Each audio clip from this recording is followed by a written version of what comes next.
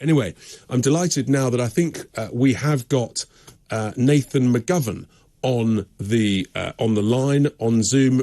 Nathan is from Animal Rebellion, which is one of the groups that's been carrying out protests in an extraordinary way that we've never seen before.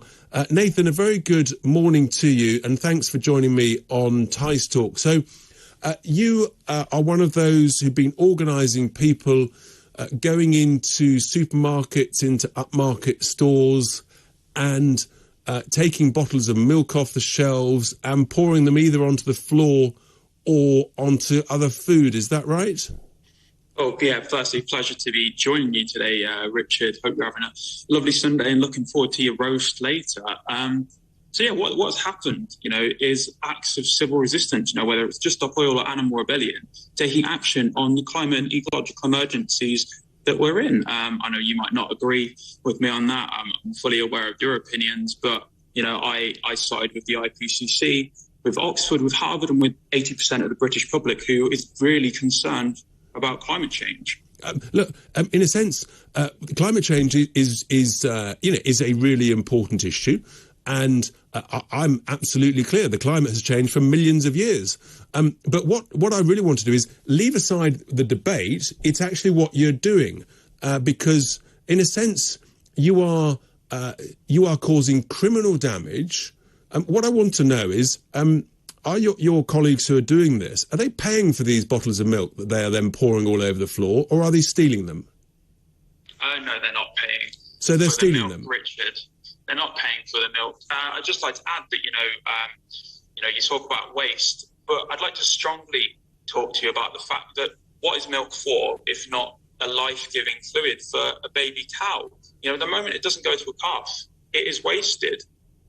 Why is milk wasted? It's delicious. We enjoy it in our tea, our coffee, our cereals. It's one of the most delicious foods. It's fantastic. Why do you think so you've admitted that basically they're stealing this milk.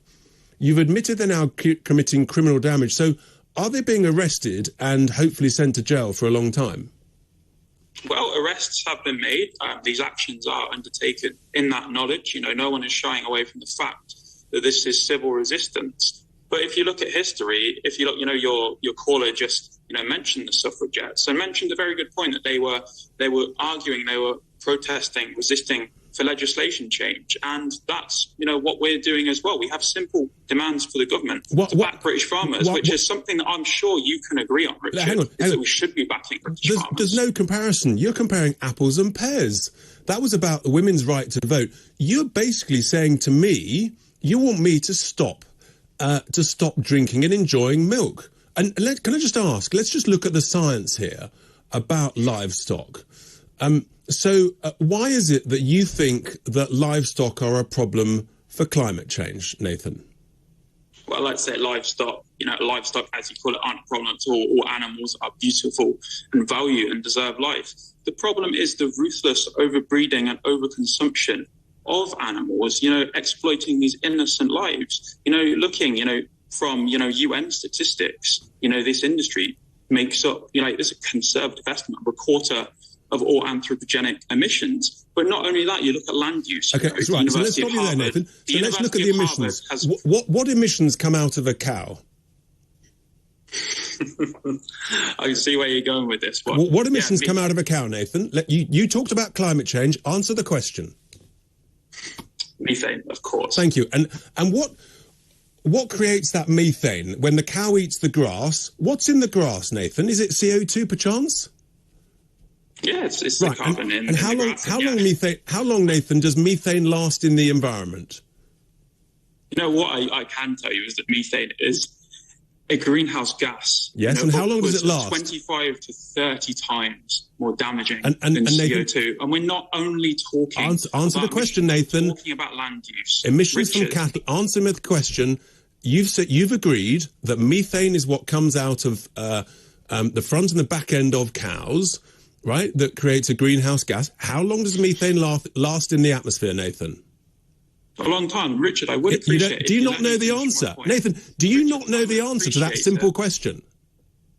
You've brought me on the show to ask me questions and you're repeatedly interrupting me, Richard. I would love to have a civil conversation with you about this issue that I'm sure we can agree is both very important. And when we look, animal farming and fishing, the amount of land it takes up as well, all we have to do is look at a University of Harvard study that shows the UK could be carbon negative if we transition to a plant-based food system and rewilding. That is what we're talking about as well. It's not just emissions, it's land use, Richard. But you're talking about climate change, but you either can't or are embarrassed to answer the simple question that I've asked you. I'll give you the answer. The answer is methane lasts about 12 years. Then what happens to it? Where does it go after those 12 years, Nathan? It gets absorbed back into the ground if we rewild, if we have a mass program of rewilding to draw down greenhouse gases. You're wrong. I'll give you the answer. You're wrong. Through a process called hydroxyl oxidation, it goes back to CO2. You are net neutral CO2 from the original CO2 that is created. You don't know what you're talking about, do you, Nathan?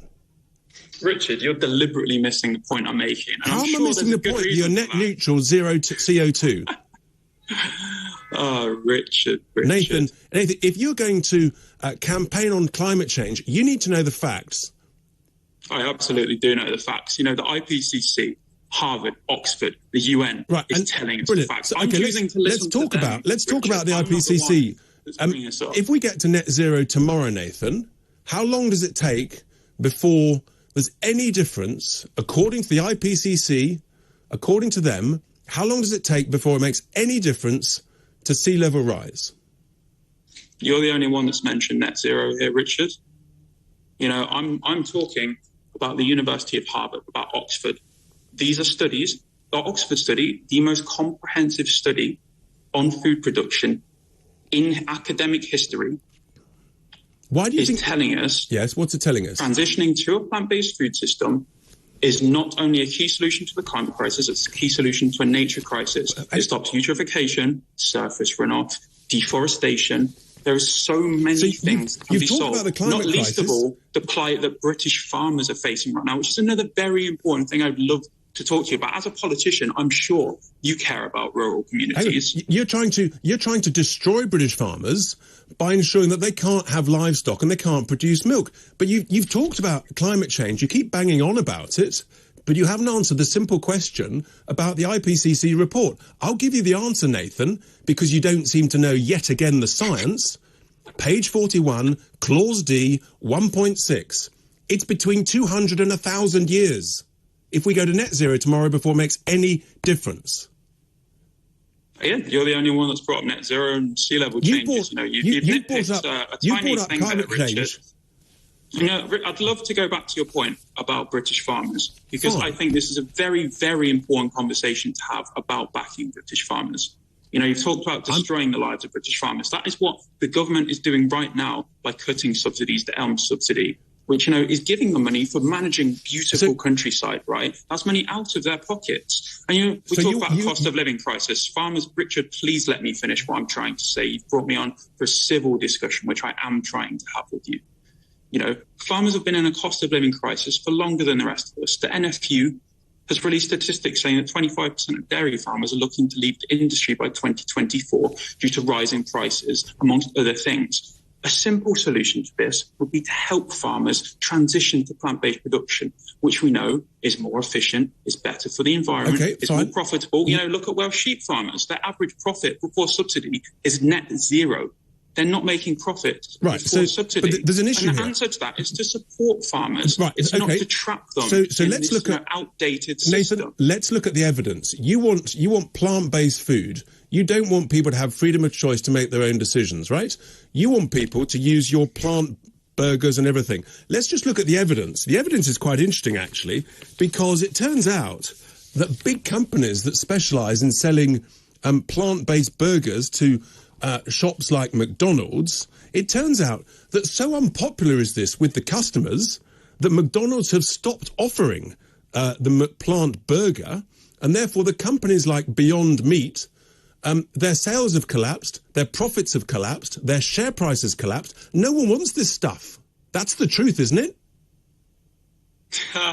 You're really good at picking, these small nitpicky things that make it sound like everyone's supporting you, Richard. But the fact of the matter is that, if we want to talk about plant-based eating, it's on the rise. Year on year, the increase of people who sign up to Veganuary, for example, grow, and the rates of people that choose to continue with a plant-based diet after that grow year on year as well. And I think it's wonderful that we can have a conversation about this here on national television.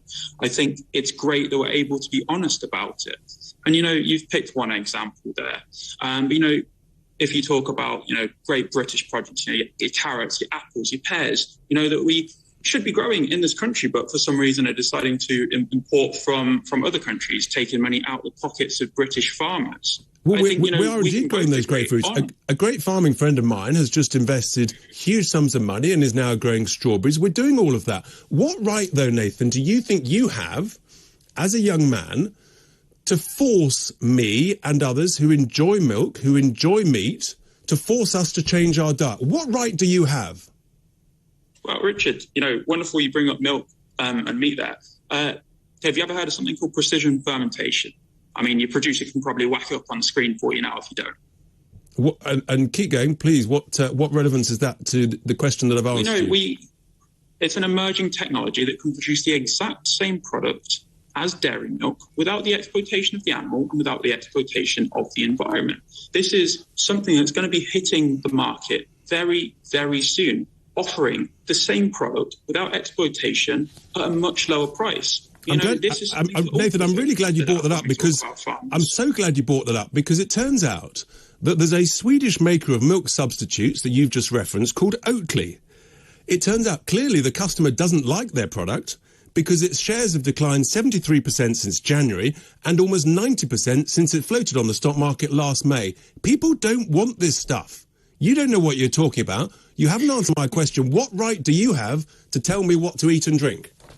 Richard, let me just give you a little insight into something called the straw man fallacy that you decided to bring up a few times throughout this interview. It's not a great argumentation technique, but nevertheless, I'll move on. What I'm telling you is you'll be able to have the exact same products without the exploitation of animals or the environment. All that's needed is simple changes to the subsidy system, simple changes to what the government is doing with our money to put it in to these industries, put it into farmers' pockets rather than trapping them in these outdated, archaic industries. It's not about forcing you to do anything. It is about that. You don't want me to drink delicious, wonderful British milk. You don't want me to eat fantastic Aberdeen steak that I enjoy. You don't want me to eat Welsh lamb. You want to turn me into a vegan. I don't want to be a vegan. Oh, Richard, you're really good at putting words in my mouth. I'll give you that. You're good at painting a picture for your viewers of an angry plant-based activist. But that's what you are, isn't it? You're pouring milk over supermarkets. I don't really sound or look very angry, in my opinion. I sound like someone who's just trying to have an honest conversation with you, Richard. And honestly, I'm really enjoying bringing these debates to your viewers. I'm sure you're looking at your screen there. I'm sure you're about to bring up another study or something that you found. That's going to be fantastic to hear about in a couple of seconds. No, but the real crux of this is this important national conversation about, a plant-based food system, about supporting farmers, about rewilding, which, by the way, I've already said, the UK could be carbon negative with a plant-based food system and a rewilding of the land that's no longer needed for growing crops. Nathan, I'm very happy to have all those conversations, but you simply haven't answered the question. What right do you have to force me not to drink milk or to eat delicious British beef? Well, Richard, you're just not understanding the answer, are you? You haven't answered that simple question. Can you let me finish my answer, please? You've got 30 seconds, Nathan, because then I've got to go to the break. Cool, wonderful, cheers. You'll be able to have the exact same products within years because we have technological advances that are going to produce the same products, in vitro meat, precision fermentation for dairy without the exploitation of animals or the environment for cheaper whilst supporting British farmers. There's your pitch. Nathan, fantastic. Sammy here says, lovely. Nathan, how are we exploiting cows by milking them? Has anyone asked the cows? There we go, Nathan. A great conversation. It's good to have a robust debate. My lovely friends at Ofcom will be thrilled as well. That was Nathan McGovern from Animal Rebellion. Give us a call, 0344 499 1000 with your thoughts. It's Tice Talk, it's Talk TV.